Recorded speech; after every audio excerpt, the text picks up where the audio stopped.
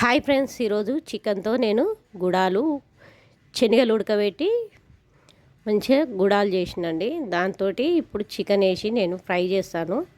ఆయిల్లో మంచిగా ఫ్రై చేసుకోవాలి. చికెన్ మంచిగా వాటర్ లేకుండా ఫ్రై అయిన తర్వాత కొద్దిగంత ఫ్రెష్గా దంచిపెట్టుకున్న అల్లం వెల్లిపాయ పేస్టు మంచిగా ఫ్రై కావాలి. దాంట్లోకే ఒక ఉల్లిపాయ వేసి అది కూడా ఫ్రై అయ్యేదాకా మనం ఫ్రై చేసుకోవాలి. పిల్లలు ఇంట్లో ఉన్నారు కాబట్టి సండే స్పెషల్గా ఇది చేస్తున్నాను. కొద్దిగంత సాల్ట్ వేసుకుని, ముక్కలకు సాల్ట్ పడితేనే కదండి టేస్ట్ అనేది ఉంటుంది. అందుకే ఇవి కూడా నూనెలో చక్కగా ఫ్రై అయినాయి కాబట్టి కొద్దిగంత పసుపు, కొద్దిగంత కారం అనేది నేను తక్కువనే వేస్తున్నాను. ఎందుకంటే దీంట్లో మనం ఏం వేయం కాబట్టి, గుడాలు మాత్రమే కాబట్టి కొద్దిగంత తక్కువనే వేసుకోవాలి. చూడండి, ఫ్రై అయింది మంచిగా. దీంట్లోనే కొద్దిగంత గరం మసాలా, ఇంకా 2 నిమిషాలు ఫ్రై కావాలండి.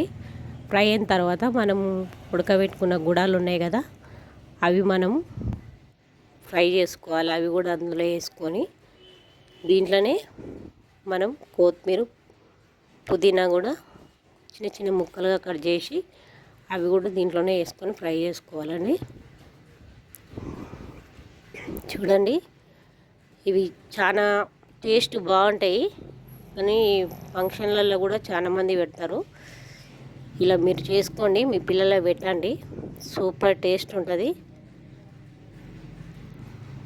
మనము కొత్తిమీర, పుదీనా వేసిన తర్వాత ఎక్కువ ఫ్రై చేసే అవసరం లేదు. మంచిగా ఉడికిపోయినాయి. ఇప్పుడు మనం ఎలా వచ్చిందో టేస్ట్ కూడా చూద్దాం. ఇప్పుడు మా చిన్న పాప టేస్ట్ చూస్తుంటుంది ఎలా వచ్చిందో. ఆమెకు టేస్ట్ చెప్తుంది ఇప్పుడే. ఊకే మనం చికెన్ కర్రీ, చికెన్ బిర్యానీ చేసుకునే బదులు ఇలా చేసుకోండి. ఎందుకంటే గుడాలు కూడా చాలా మంచిది కదా పిల్లలకు, ఆరోగ్యానికి. అందుకే ఇలా చేసిన. ఈరోజు ఇంటికాడ ఉన్నారు కాబట్టి, స్కూల్ లేదు కదా, సెలవు కాబట్టి. టేస్ట్ ఎలా ఉంది?